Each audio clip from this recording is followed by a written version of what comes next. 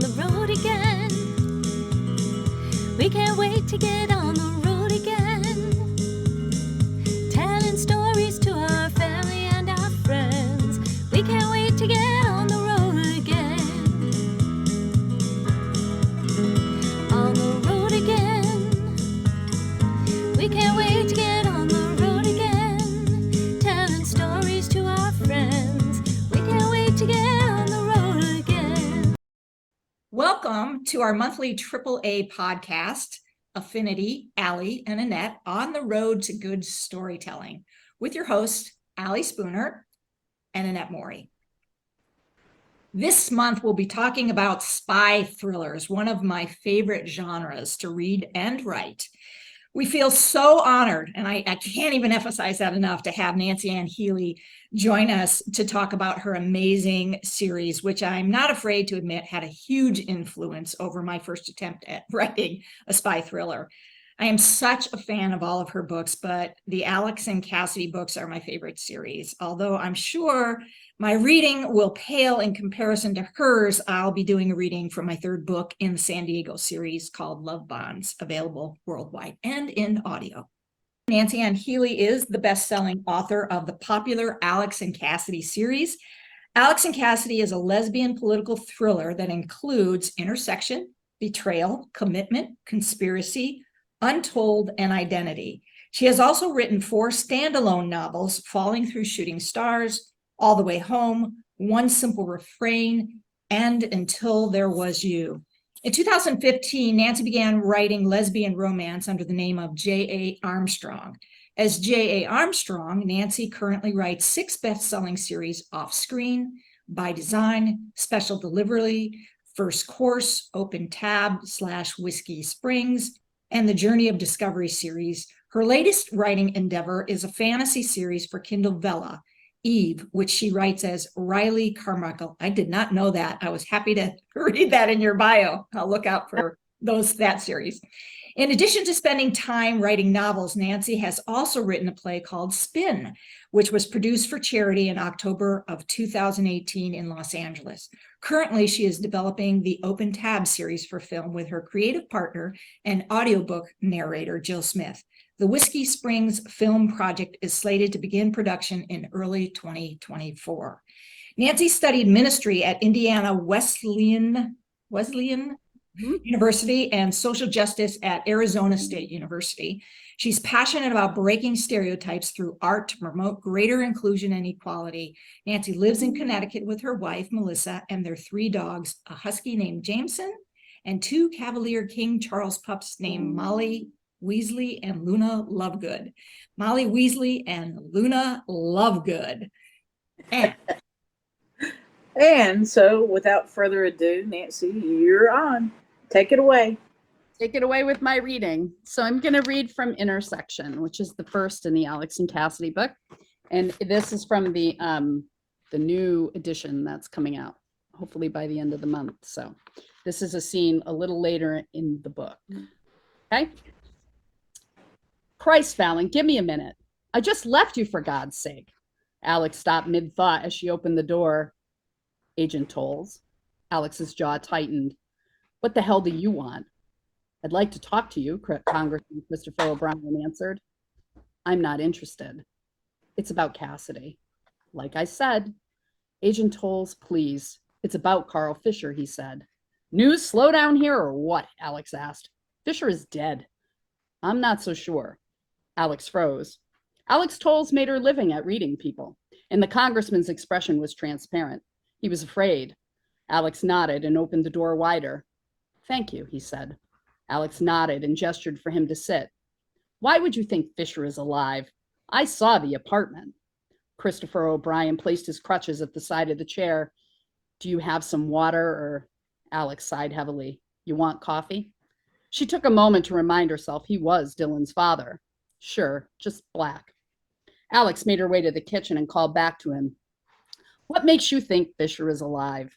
O'Brien surveyed the room.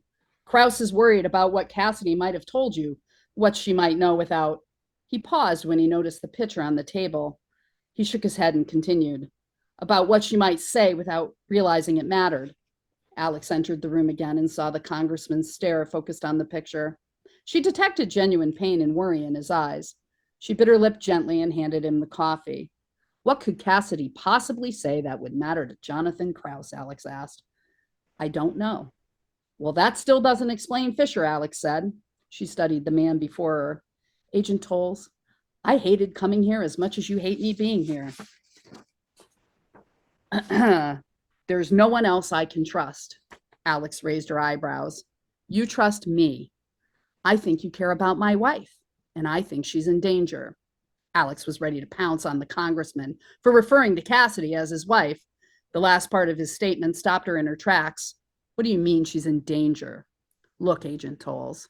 He glanced at the picture again. I don't know as much as you think. I do know Jonathan Krause, and I know a threat when I hear it. If they think she knows anything, let's just say they'll find a way to keep her quiet. Alex's stomach lurched violently. Fisher's suicide never sat right with her. She stared at the congressman momentarily and picked up her cell phone. She looked at her watch. Cassidy would be home by now. She dialed the number and waited. A hoarse voice greeted Cassidy. Welcome home. How the hell did you get in here? Oh, that was easy. Know you like coffee. Sit down, he said. Carl. What do you want? Cassidy asked. She remained composed, determined to hide the terror that pulsed through every nerve in her body. He poured a cup of coffee and retrieved the milk from the refrigerator. I know, just milk. He smiled. You're pretty calm for seeing a ghost, he said. He leaned into her ear. Boo! Cassidy's body shuddered. He leaned in and sniffed her hair. I thought we could talk for a few minutes, now that that bitch is gone and that idiot politician. Talk about what? Cassidy asked calmly. Well, we could talk about why you never liked me, or we could talk about why you did like my friend Johnny so much. What? Oh, Cassidy, Krause and I go way back. You liked him, or was it just France that made him interesting? Cassidy closed her eyes as he moved within inches of her lips. His breath reeked of whiskey, and she struggled to suppress a powerful wave of nausea. He tingled from excitement. He moaned. So, Johnny or France? Cassidy steadied her breathing. She pictured Alex and tried to hear Alex's voice in her mind. Neither, she said. Really? Poor Johnny. Didn't like him either. He smiled. Guess we're not your type. Fisher licked his lips and ran his nose up Cassidy's neck before sitting beside her. Cassidy's phone blared with a familiar tune from the floor, and her eyes moved to it. She desperately wanted to answer. Rose would be home soon with Dylan. Leave it, he commanded. Cassidy jumped. Fisher's hands grasped hold of both of her arms. My turn, he whispered to her. Wow. Fantastic. All right, Annette, are you ready? I think so. Okay, like I said before, I'm reading from my third book in the San Diego series called Love Bonds. And I'm going to go there. I'm going to do the pee-pee pants scene. Okay. Smart, brilliant, actually, Tony mumbled aloud. What? Cher asked. She'd been hovering over Tony practically the entire afternoon, waiting for the Russians to make their move. Sophie had only recently joined in on the loitering gig. According to my map, the drop-off location is in a well-known park where the druggies and homeless hang out.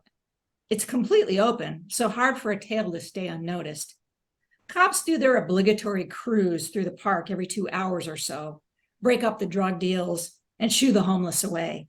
But not many people are there after dark besides those who are obviously homeless or addicts. Tony had a glimmer in her eyes when she glanced at Sophie. The changed expression had replaced her earlier irritation when both Sophie and Char had smothered her while she watched the monitors. Why are you looking at me like that? Sophie grumbled. It's never good when you have that impish look on your face. You thinking what I'm thinking? Tony asked with a fair amount of glee in her eyes. Obviously not, Sophie answered. Come on, Soph, just like old times, except we're going to have to do this without Kim. Oh, no. Please tell me you aren't suggesting we dress up like homeless people. Sophie sounded horrified. Tony grinned. Sure am. You're going to make me wear the pee-pee pants, aren't you? Sophie grimaced. You have to both look and smell the part, Tony laughed. I hate you. I really hate you. Stop needling Soph, Tony. I assume we don't have much time to transition and get our people in place, Char chastised. If we're lucky, we have more time than whoever makes the drop. Things are actually going a little our way. The park is only a 10-minute drive from here. We can have them dressed and ready to go in less than 15 minutes. All the stuff we need is in the closet, including the latex masks. They should be in place long before our guys show. Tony grinned at Sophie. All right, Soph, go get our rookies. I hope they don't mind donning smelly clothes. They volunteered. I bet they never thought they'd have to literally lie in the stinky bed they've made. Maybe that will teach them not to stick their noses where they don't belong, Sophie grumbled. Ah, Soph, lighten up. They could save your ass out there, Tony teased. Doubtful. I don't enjoy working with amateurs, Sophie grunted. I thought you said they did remarkably well with the dart pens, Char inquired. They did, but still, Sophie reluctantly responded. Mila scratched the wig for what seemed like the 100th time. This shit is itchy. There aren't fleas in this thing, are there? Tony shrugged. Could be. Maybe mites, too. We go for realistic.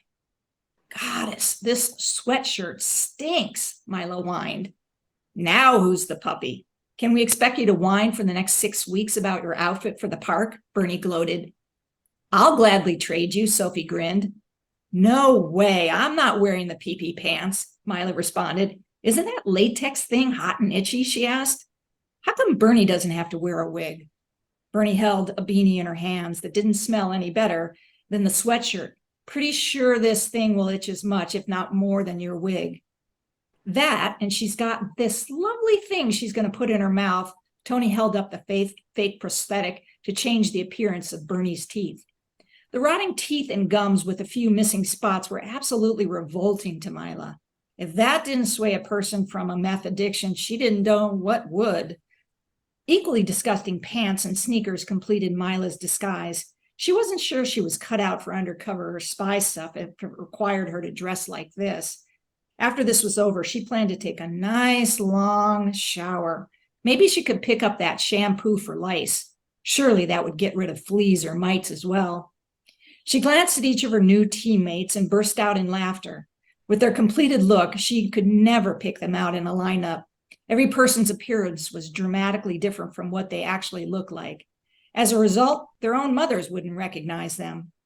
Mila had an insane desire to wake up her mother to test that theory, but resisted the urge. Ready? Rhonda asked. Mila almost didn't catch the exchange between Val and Sophie because Val's voice was so low, but she smiled at the interaction. Bring my sister back in one piece, Val warned. That's the plan, Sophie answered. Okay. Love bonds. All right. I love that scene. That was fantastic. Want to close this off, Allie? Well, it's been great to have you join us today. I have certainly learned a lot more about Nancy Ann Healy, and you're right. God help you, Allie.